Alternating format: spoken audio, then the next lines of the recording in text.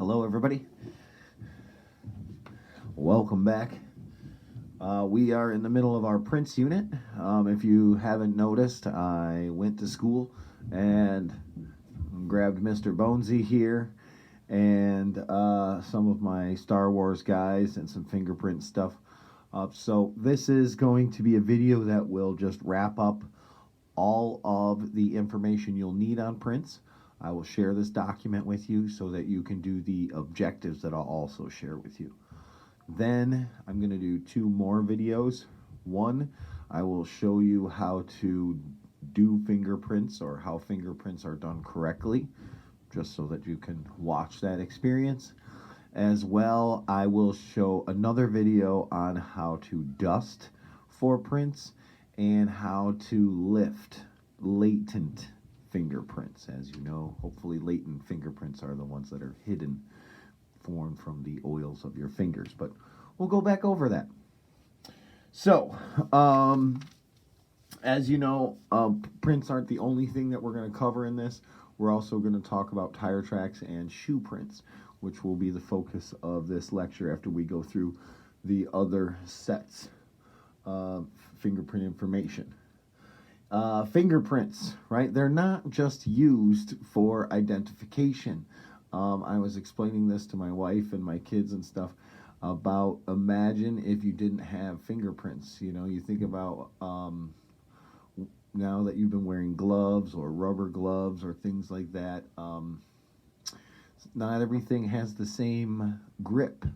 And if it wasn't for all these friction ridges, not just on your fingerprints, but your hands have grooves too, they help you to grip onto things. And so when you're grabbing onto smooth surfaces, they help you to, you know, get a little bit of extra friction there. And so that's what they evolved as.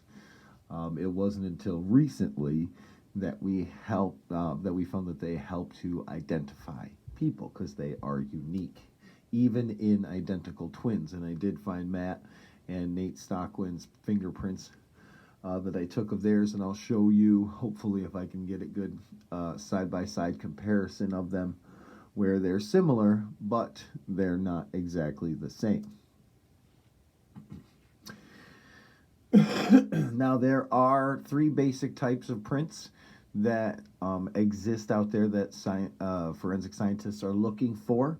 Visible prints are usually made, you know, like these are visible prints when you transfer a substance like ink or blood or whatever from one surface to another. They're visible.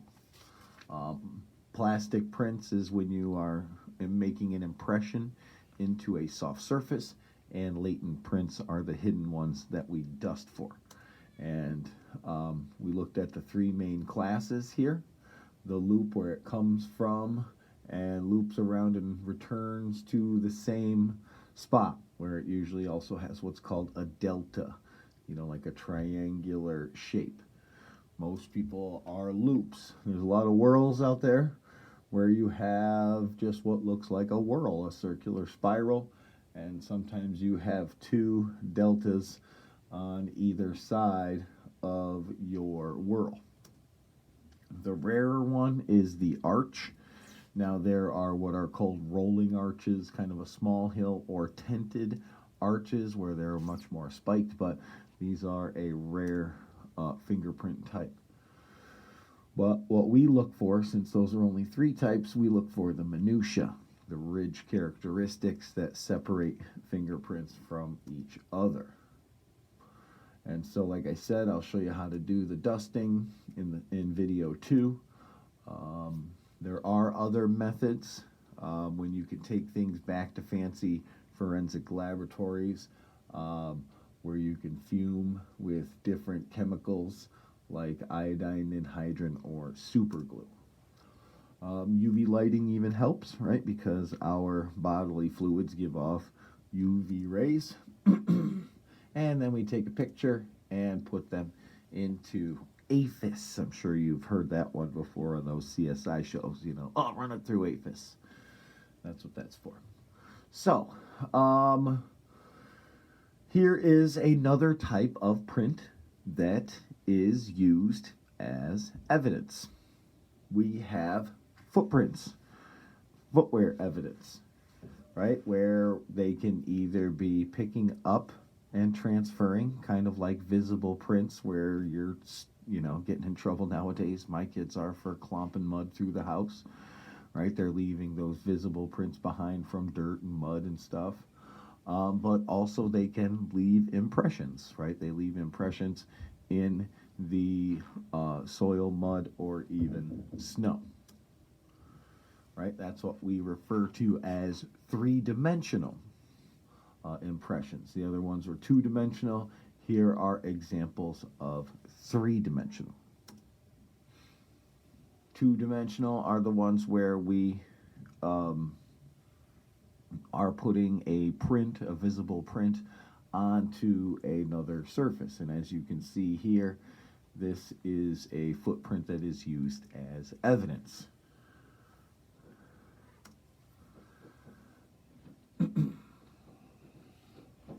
So the question is, of course, first of all, before we get to all of this stuff, can a footprint convict someone of a crime? Of course, the answer is no, because, of course, every shoe company has more than one shoe. Okay, so we can use this as supporting evidence, but not convicting evidence. Okay, so you can't just say, hey, here's a footprint, this one matches. Unless you can find some very unique characteristics from the shoe print to the person.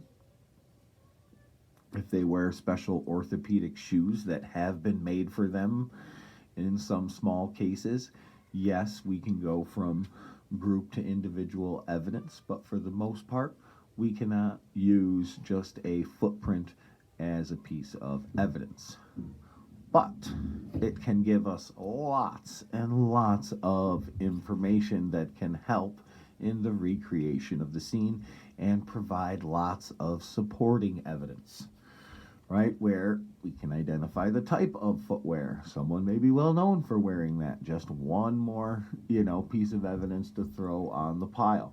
We can eliminate footwear. We can say it's only made, he only wears these type of shoes because he's from this country, not even from America, so these are obviously American shoes. Or it can rebuke or confirm someone's alibi. Say, dude, I was there, my footprints are on the scene. Or you can say, I wasn't there, there were none of my tracks. You can determine the shoe brand, possibly, get to the size. You can also link scenes to the crime. This happened, I used to tell this story on New Year's. There was a guy all methed up, probably 5-10 years ago, just looking for a fight, and he went from one house, got into a fight with a bunch of people, and they called the cops, and the cops showed up, and they followed his footprints to the next house where he was beating a guy to death and got arrested. Unfortunately, I think the guy did die. But, they just used footprints evidence to follow the guy. So this stuff can help, obviously. Number of perpetrators, right? When you see a car and there's a bunch of footprints all around the outside, you can say, okay, well, I see 2, 4, 6, 8, so there were 4 people here at least, because there are 4 different sets of fingerprints here. So it can help you with that. Association with other evidence. Maybe we want to say, hey, these prints were found with these, and they have other evidence tied to them. They may have special dirt on them, who knows? As well as just gait characteristics. Different types of footprints can show things like limps or hobbles in people's walks, but that can also be helpful. Luckily, you guys I didn't have enough of those books to go by, so we'll move right on. Tire impressions are also prints, right, or tracks. Same thing in this case, right? We've got manufacturers making lots and lots of tires, but, right, this can help to give supporting evidence, help in the recreation of the events. Now, there are two different things that I must differentiate here because not everybody may have thought of this or think of this, and that is there is a difference between tire impressions and tire tracks. Right? Tire impressions really should be tire impression because we are just getting information on one tire, right? So we can usually tell maybe the type of the tire. That tire is usually associated with these vehicles. That's the best we can do with just one tire. Okay, but it could be compared to the suspect's vehicle and say, well, they are the same tire type, so that could be a link, but of course you can't convict on that. Tire tracks can maybe give us a little bit more information. Not only can it give us tire impression information on just one tire itself and what all that information tells us, but we might be able to get down to a specific brand of vehicle because we might be able to get things like the wheelbase, the width, what its turning diameter is, type or size of the vehicle. So if maybe small pickups and small cars have this, and larger cars have the same tire, we might be able to tell the difference between those by getting tire tracks, where we get more than one tire's worth of information. And so here we can look at what those pieces of information are, because not everybody knows this as well, right? Not everybody thinks that tire tracks are any different than tire impressions. Just like track width and wheelbase, you'd think that is the same thing, but it's not, right? The track width is actually the width of the vehicle itself, right? From the center of each tire. So the track width would be the width of the vehicle itself. If we were talking about the wheelbase, we would be talking about the length from the front tire to the back tire. Luckily, I just happen to have a vehicle here with me, right? So if we were looking at this, right, from the center of this tire to the center of this tire, that is the track width, right?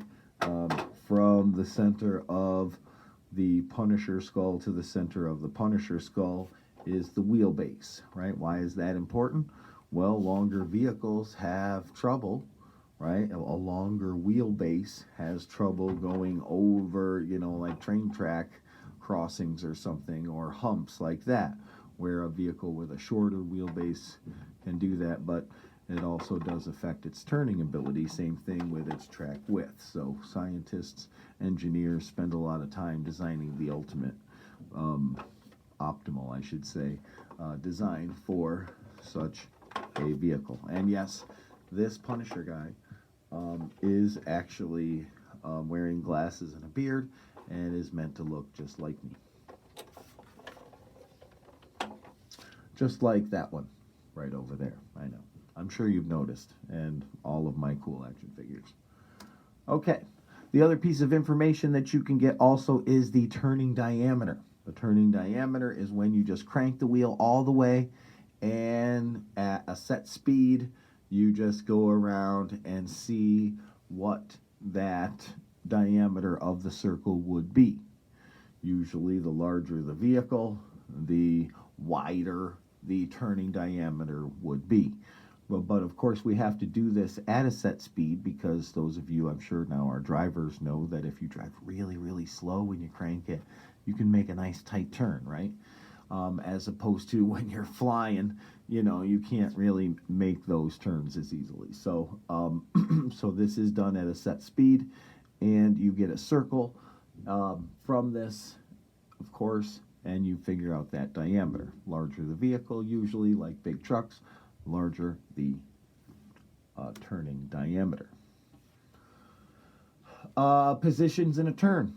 When a vehicle is in a turn, right, you can see all four tires. Normally when it is just going straight, the front tires get covered up by the back tires, so you don't get as much information besides maybe just wheelbase. But the best spot to track a vehicle is around a turn in the snow or in the mud or the dirt. Then you can see all four tires and you can get all four tires information, as well as additional information like possibly track width and wheelbase. So how do we do this? Well, most of the time we have to just take pictures. We can't just take a small sample back to the lab of tire tracks. So we just take lots of pictures. As you can see, we have set meters that show the distances very specifically between the ridge characteristics here. As well, we take pictures of the full scene of the crime, right? So we can look at the big picture. As I keep focusing on, it's all about reconstruction of the event. And so not only do we want to look at the trees, but we want to look at the forest as a whole, as they say, right? We can't just look at this and go by this. Let's see what happened. Oh, where they were obviously coming off the road, hit this thing and pushed this top of the tree in this direction, right? You can't say this guy went off the road and went this way, because that wouldn't explain how this thing got back. I mean, unless he was flying and the thing went woo, I guess. But, you know, these are things that you would be able to discuss and figure out if you took these pictures, right? So, what are we looking for when we look at tires? All these basics: tread design, what kind of wear features. Of course, if we can find random individual characteristics, or if we have a vehicle that has multiple tires of different types on it, usually they recommend you have all four of the same tires. But sometimes we have different tires on the same vehicles or individual characteristics, and those things can take us from class to individual evidence, which could help to lead to a conviction. So, like I said, we just want to do our best of getting all of the pictures we can, close up and far away, so that we can do the best comparison that we can.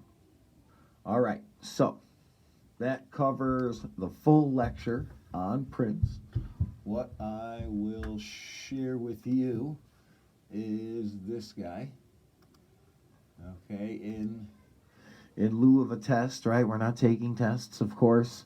I like to just do objectives. So this is just everything that is covered in that lecture to go back over. And so you can submit this document to me once you've completed it. Then, like I said, for your benefit, right, this is an elective. You elect to take this course. You elect to learn more. So I will provide 2 more videos tomorrow where I do giving fingerprints as well as lifting fingerprints. So stay tuned. Stay safe.